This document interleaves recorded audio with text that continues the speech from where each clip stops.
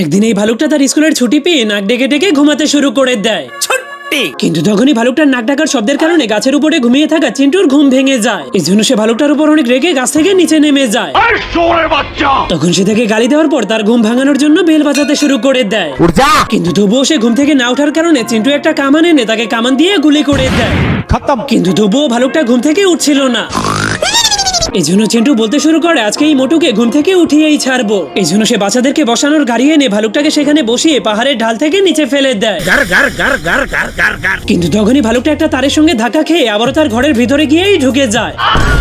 এই জন্য সেই ভালুকটাকে তার ঘর থেকে বের করতে করতে সেখানে শীতকাল চলে আসে।